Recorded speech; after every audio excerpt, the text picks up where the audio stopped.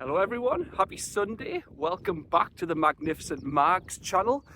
Please continue to like, comment, share and subscribe. I hope you're having a brilliant weekend, and please do the same for my friends at Magpie 24/7 and Magpie Ultra.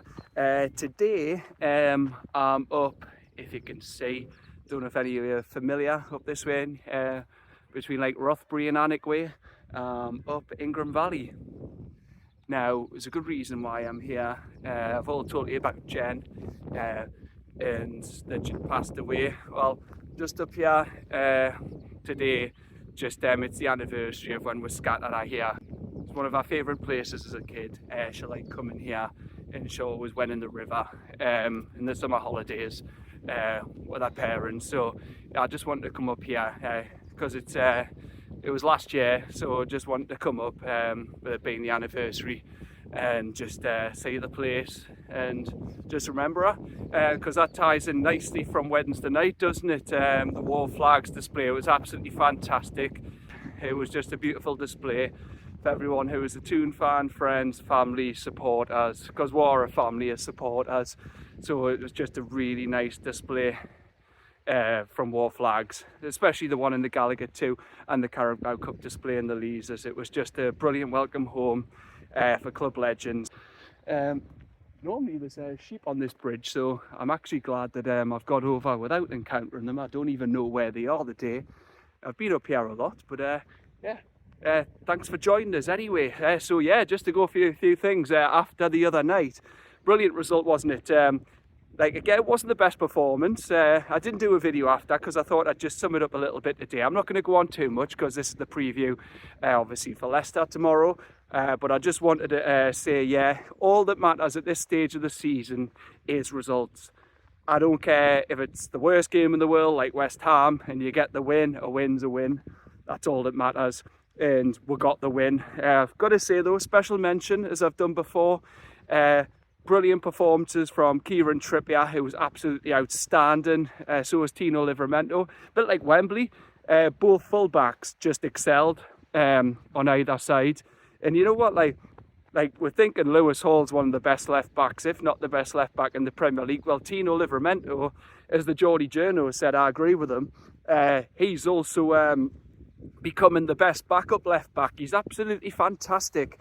And he was brilliant again. Look, Tino Livramento, honestly, like how much he's went under the radar of late, but you could say he's done that, but he's kept out Brian Mbeumo, Mohamed Salah and Jared Bowen in his last 3 games. So he's been absolutely fantastic, Tino Livramento.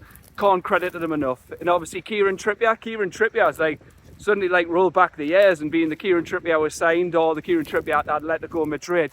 He's been outstanding.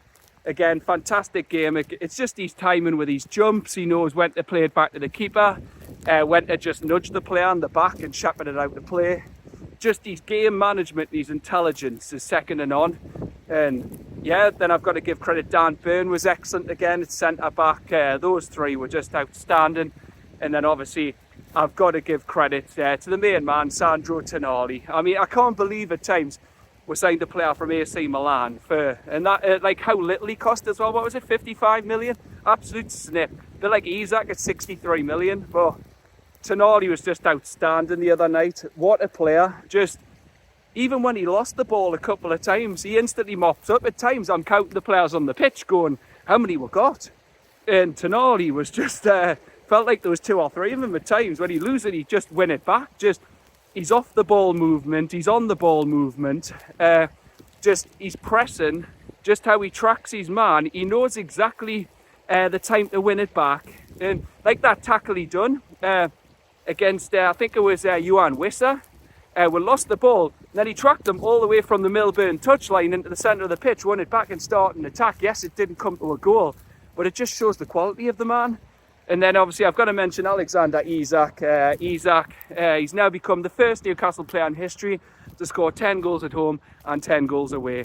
Absolutely brilliant. And I've been talking to a Liverpool fan this week, as I said, credit to them before. They've been nothing but classy since we beat them in the final. No criticism, no moaning. And they've went up in the estimation. And because they're like us working class fans, the real ones, not the online lot. who go to the games. They know what it's like to be in a working class city or from a working class city. And honestly, they have. They've been brilliant with her. And we were just talking about Isak. He's even admitted, like this lad, that Liverpool don't really spend big. Now, there's an argument that they could sell a number of players and then they could fund a move for Isak, because there's no doubt Liverpool are bigger than we. But I still stand by it. This is the last I'll say on it, but I don't think Isak's going anywhere. Just for the fact that Liverpool might lose Salah, Trent and Van Dijk all on frees. And yes, they'll be off the wage bill, but they'll recoup no money. So they're not going to have anything to sign anyone. Yes, they could sell the likes of Nunez or even Diaz, don't know, other players. But like I posted the other day, Carragher thinks they're going to need up to 6 new players. And yeah, I just think the outlay will be too big for them. Arsenal, we're looking to overtake Arsenal, so why would you sell AlexanderIsak to a direct rival? And then Manchester City, they've got the court case hanging over them. So many charges. They might have went big in January because they know a transfer ban's coming. And would he play second fiddle to Haaland? I doubt it. And obviously they're losing De Bruyne, and we've still got players who are coming to the peak, not even in the peak yet, but coming to the peak. AlexanderIsak, Sandro Tonali, Bruno Guimaraes. Did he just toot at us? So yeah, it's frightening that we've got Joe Linton, Tonali, Bruno and Isak, and they're not even at the peak yet. So this is what I mean. I feel like City's squad is a little old now, older than ours, so that's why I can't see him going there. The Barcelona are skint and Real Madrid don't do Galactico signings anymore. So, and they've invested so much, I feel like, in Bellingham and Mbappe, although he was a free transfer. They still give him a lot in wages per week and also transfer, like a signing on fee and everything, and agent fees. So don't get us wrong. I feel in future, will Isak go eventually? Of course he will. There's bigger clubs out there, but I just feel at the moment, after ending with trophy drought, we're back in the Conference League, well in the shout for Champions League. I just feel that at this moment in time, we'll probably give him one final contract that will increase his value more, and we'll look to say in the next 2 or 3 seasons, look, win with a league or win with a European trophy. I'm not saying it's a Champions League. That won't happen. I want her to be back in it because it'll be transformative, both financially and in terms of the players we can retain and sign. But I feel we'd have a very good chance of winning either the Conference League or the Europa League, if that's what we ended up in. But I just feel like that's what he should do. Try and win with a European trophy, then go for a title charge, whether that's next season or the season after. But that's the last I want to say on AlexanderIsak. Because as we know, they're going to keep posting about it in the papers, social media. It won't go away, but I'm confident he'll stay yet. He may go, yeah, I know he's coming up 26. He's not even in his peak yet. That's what's frightening.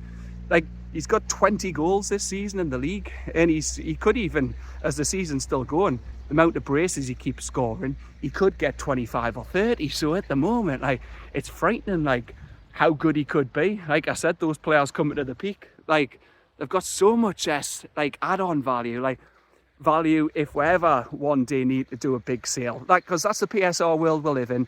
But at the moment, as it's been discussed, we're in a strong position in terms of PSR. We don't need to sell, so there's no pressure on we to get rid of these players.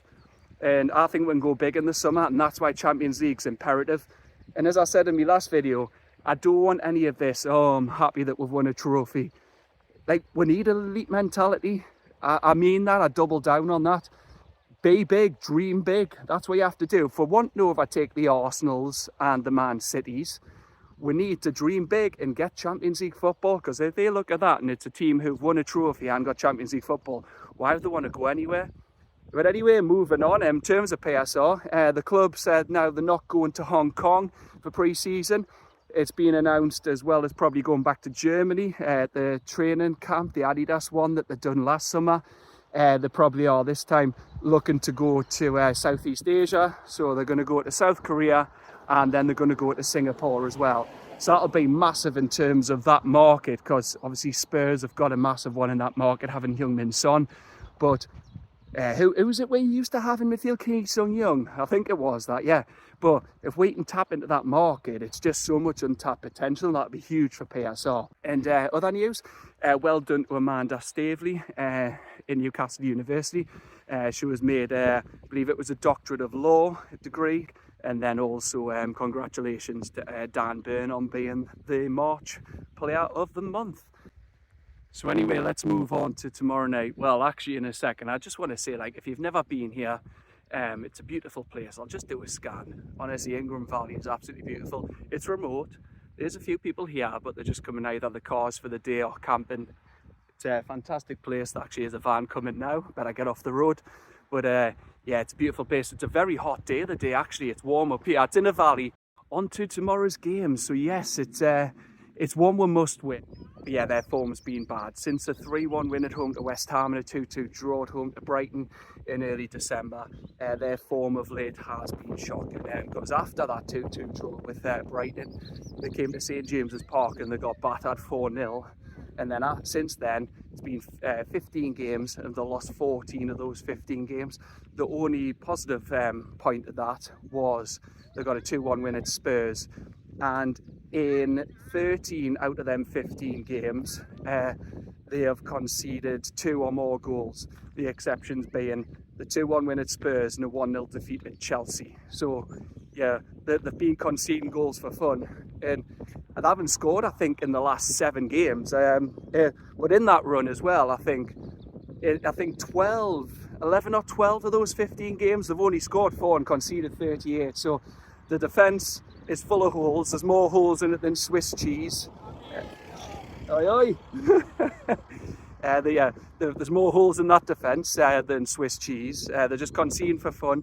Eddie Howe can talk up all he likes that Ruud van Nistelrooy is doing a good job and he thinks they'll get out of it. But in all honesty, Leicester are down. If you watch the rest of his football, Gary Lineker knows his stuff, playing at the highest level, and even he knows they're gone. It's just one of those, like, yeah, Leicester are a decent club, and as I talked about in my last video, they won the FA Cup in 2021, the league in 2016, obviously 16-17, they had a bash at the Champions League. I remember right, they got the quarter-finals, but squad's aging, haven't had really the investment like they did under the previous owner before he sadly died, and under his son, was it Top? I can't remember, but yeah, there's been a bit discontent, they haven't had the strengthening, and yeah, they've really fell off a cliff, and it's just shown the gap between the Premier League and the Championship is increasing, because the same 3 teams that come up are going back down. It looks that way. I mean, I know Ipswich got a good win in the week at Bournemouth. I can't remember if they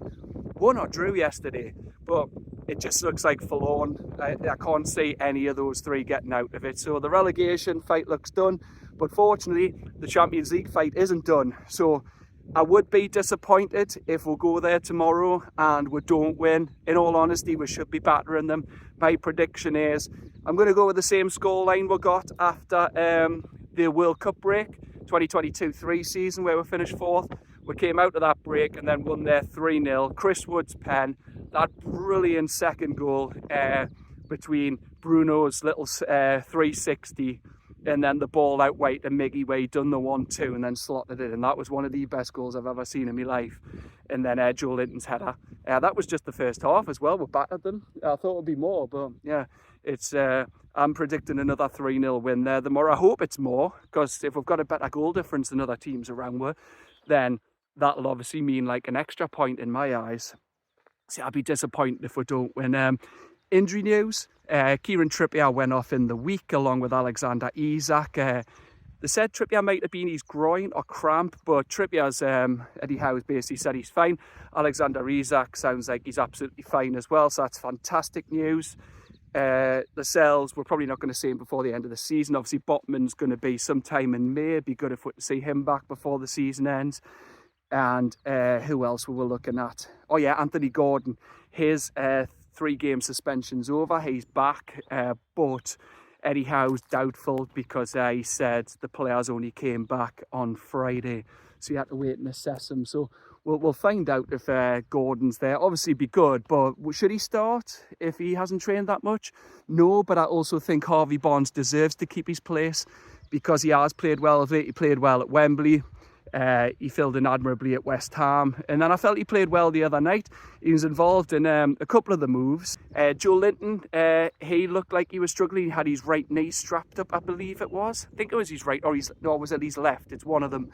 But he's meant to be fine. But yeah, Isak was even quiet. Obviously, if he was struggling, that's why he come off. But he does what great strikers do. Didn't do too much, pops up with a goal. That's why he's world class, and we need to keep him. And I think we will, as I've said.